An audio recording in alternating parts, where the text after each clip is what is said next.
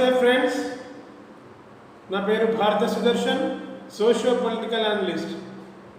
ఈరోజు మనం చర్చించబోయే ముఖ్యమైన అంశము ఈబీసీ రిజర్వేషన్. ఈ మధ్యకాలంలో అది కరెంట్ ఇష్యూగా మన ముందు కనిపిస్తూ ఉన్నది. ఈబీసీ రిజర్వేషన్లు సివిల్ సర్వీసెస్ ఫలితాల్లో ఏ విధమైన ప్రభావాన్ని చూస్తున్నాం. అట్లాగే సుప్రీంకోర్టులో కూడా అనేక కేసులు ఉన్నాయి. దాన్ని సుప్రీంకోర్టు చీఫ్ జస్టిస్ బాబ్డే ఆధ్వర్యంలో 3 బెంచుల ధర్మాసనం ఉంటే 5 బెంచుల ధర్మాసనానికి మార్చారు. సో ఈ విధంగా ఈబీసీ రిజర్వేషన్ల పైన ఒక చర్చ నడుస్తూ ఉన్నది.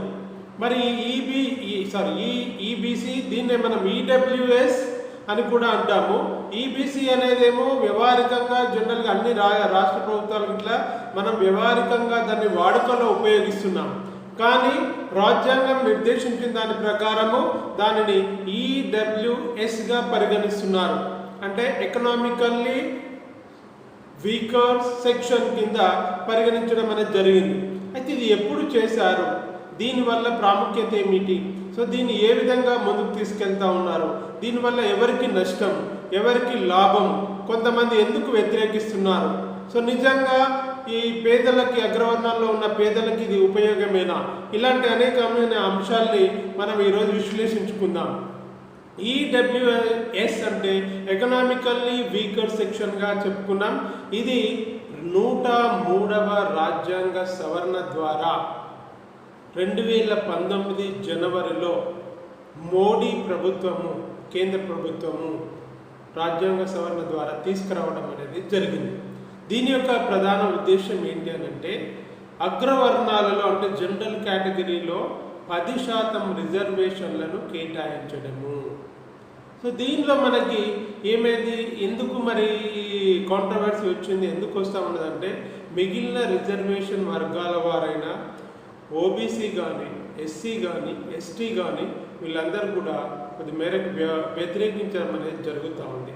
సో ఆ మేరకు కేంద్ర ప్రభుత్వం కూడా మనకి స్పష్టం చేసింది, ఆ రిజర్వేషన్లను మేము టచ్ చేయకుండానే తాకకుండానే జనరల్ కేటగిరీలో 10% రిజర్వేషన్లను అగ్రకులాల వారికి లో ఉన్న పేదలకి కేటాయిస్తున్నట్లుగా స్పష్టం చేయడం అనేది జరిగింది.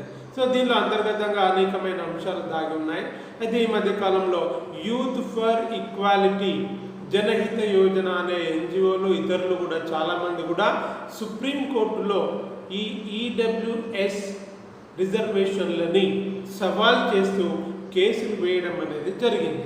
సో దీనిపైన ఇటీవల ప్రకటించిన సివిల్ సర్వీసెస్ ఫలితాల్లో 78 సో కొంతమందిని మనకి దాదాపు ఉన్న వాళ్ళ లోపల ఒక 78 మందిని సో దీనిలో సెలెక్ట్ కావడం అనేది జరిగింది ఈడబ్ల్యూఎస్ కింద. సో దీన్ని కూడా ఏంటంటే వాయిదా వేయాలంటే దీనిపైన ఇది స్టే ఇవ్వాలని కూడా కొంతమంది సుప్రీంకోర్టును కోరడం అనేది జరిగింది.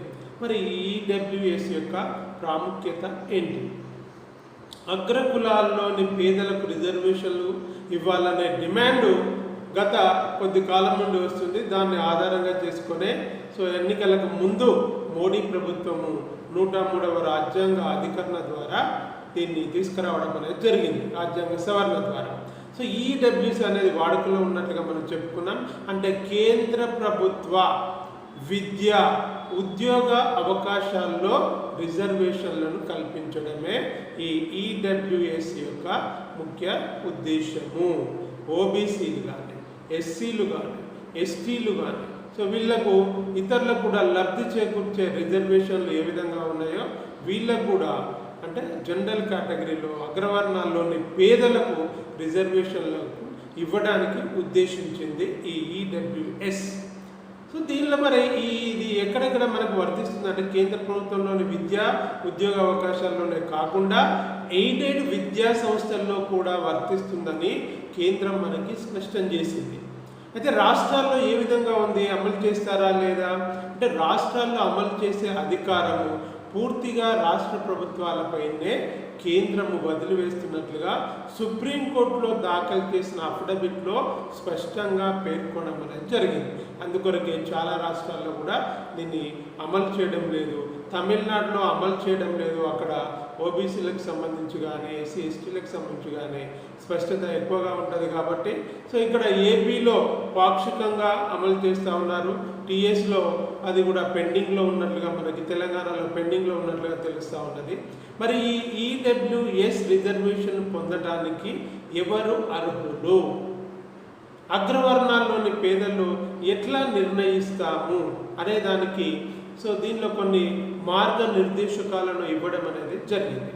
సో ఇక్కడ మనకి ఒకటి పాయింట్, 8 లక్షల లోపు వార్షిక ఆదాయము ఉన్నవారికి ఈడబ్ల్యూఎస్ రిజర్వేషన్ వర్తిస్తుంది. రెండోది 5 ఎకరాల లోపు భూమి, వ్యవసాయ భూమి కానీ ఉన్నట్టు ఉంటే వాళ్ళకి ఈ రిజర్వేషన్లు వర్తిస్తాయి.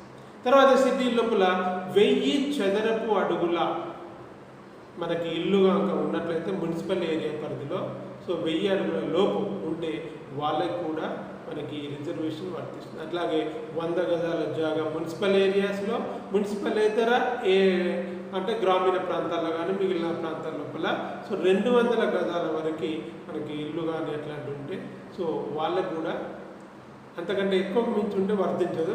సో వీళ్ళకి వర్తించడానికి అవకాశం ఉన్నట్లుగా మనకి వీటి ద్వారా తెలుస్తూ ఉంది. మరి ఇక్కడ వివాదం ఎందుకు వచ్చింది ఈడబ్ల్యూఎస్ పైన? కొంతమంది కావాలని అడుగుతూ ఉన్నారు, కొంతమంది ప్రశ్నిస్తున్నారు, కొంతమంది వ్యతిరేకిస్తున్నారు. అయితే ఈ వివాదానికి ఎట్లాంటివి ఉన్నాయి దీని లోపల అంశాలను అంటే 1992లో ఇందిరా సహానీ కేసులో మన సుప్రీంకోర్టు రిజర్వేషన్లు 50% మించరాదని తెలిపింది. మరి ఇట్లా మించరానన్నప్పుడు ఇప్పుడున్న 50% రిజర్వేషన్లకు అదనంగా ఈ 10% కలిపితే 60% అవుతుంది కదా. సో వీటిని ఎట్లా అమలు చేస్తారు? అందుకొరకే దీనిపైన స్టే ఇవ్వాలి, వీటిని అమలు చేయొద్దని కొంతమంది కోర్టుకు వెళ్ళడం అనేది జరిగింది. ఇంకొకటి ఆర్టికల్ 19(1)G ప్రకారము, రాజ్యాంగ అధికరణం ప్రకారం కింద ఎవరైనా ఏ వృత్తినైనా అనుసరించవచ్చు, ఏ వ్యాపారాన్ని కూడా చేయొచ్చు. సో అట్లాంటి దాని అంశాలపైన ఆధారంగా చేసుకొని కూడా కొందరు కేసులు వేయడం అనేది జరిగింది. మరి దీంట్లో ఉన్న ప్రధానమైన సవాళ్ళు ఏంటి? 50% రిజర్వేషన్లకు మించరాదనేది ఒక దానిపైన కేసు వేస్తే, ఇంకొకటి ఈ ప్రైవేటు ఎయిడెడ్ సంస్థల్లో రిజర్వేషన్లు సవాల్ చేస్తూ రాజ్యాంగంలోని అధికరణం ఆర్టికల్ 19లో sub clause 1, sub clause G వీటిని కోట్ చేస్తూ మనకి కొన్ని కేసులు వేయడం అనేది జరిగింది. తర్వాత మూడోది 103వ రాజ్యాంగ సవరణ ద్వారా ఆర్టికల్ 15కి సబ్ క్లాస్ 6, ఆర్టికల్ 16కి సబ్ క్లాస్ 6 ఏర్పాటు చేయడానికి ఈడబ్ల్యూఎస్ వారికి ప్రత్యేక రిజర్వేషన్లు ఇవ్వవచ్చు అని పేర్కొనబడడాన్ని కూడా సవాల్ చేశారు. వార్షిక ఆదాయం విషయంలో కూడా మనకి అనేక రకాలైన కేసులు పడ్డాయి. ఎందుకంటే ప్రామాణికంగా వార్షిక ఆదాయాన్ని తీసుకోవడం సరికాదు, సబబు కాదని అందరూ పేర్కొని సుప్రీంకోర్టులో కేసు వేశారు.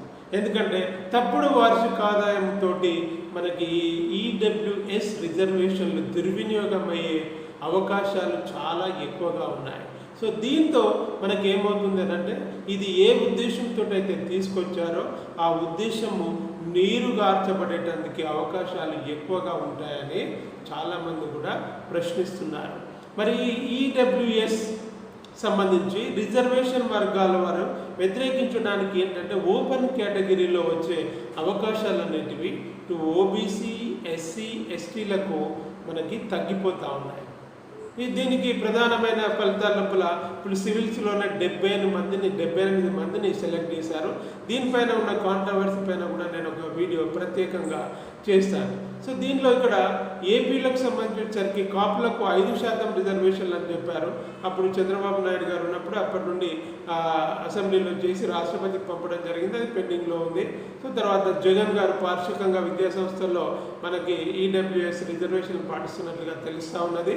సో తెలంగాణ లోపల 12% ముస్లిమ్స్కి రిజర్వేషన్ పెంచుతామని అది మళ్ళీ కేంద్రాన్ని అనుమతి కోరడం అదంతా కూడా జరుగుతూ ఉంది. ఇక్కడ కోణాల్లో సామాజిక కోణాలుగా, సామాజికంగా పరంగా కానీ, ఆర్థికంగా పరంగా కానీ, రాజకీయ పరంగా కానీ, ఇంకా అనేక రకాలైన సంక్లిష్టతలు వీటిలో చోటు చేసుకొని ఉన్నాయి. వీటి యొక్క అమలులో అట్లాంటి అవకాశాలు ఉన్నాయి కాబట్టి అనేక రాష్ట్ర ప్రభుత్వాలు కూడా ఇంకా మీమాంసలో పడడం అనేది జరిగింది. ఇది ఈడబ్ల్యూఎస్ ఎకనామికల్లీ వీకర్ సెక్షన్ సంబంధించిన రిజర్వేషన్లకు సంబంధించిన ముఖ్యమైన సమాచారం. ఇది అంటే సివిల్ సర్వీసెస్లో ఏ విధంగా, కేంద్ర ప్రభుత్వ ఉద్యోగాల్లో ఏ విధంగా ఓబీసీ, ఎస్సీ, ఎస్టీలకు సంబంధించి అన్యాయం జరుగుతూ ఉంది అనే దాన్ని ఆధారంగా చేసుకొని నా యొక్క ఫేస్బుక్లో దాన్ని త్వరలో నేను ఒక వీడియో చేయబోతున్నాను, దాన్ని కూడా మీరు చూడాలి. సో ఇట్లాంటి అంశాలని సంపూర్ణాత్మకమైన విశ్లేషణలతోటి మీకు ఇటు పోటీ పరీక్షలకు కానీ, అటు సాధారణ పరిజ్ఞానం కానీ అవసరం కాబట్టి తప్పక చూడండి, లైక్ చేయండి, షేర్ చేయండి, కామెంట్ చేయండి. జై భారత్.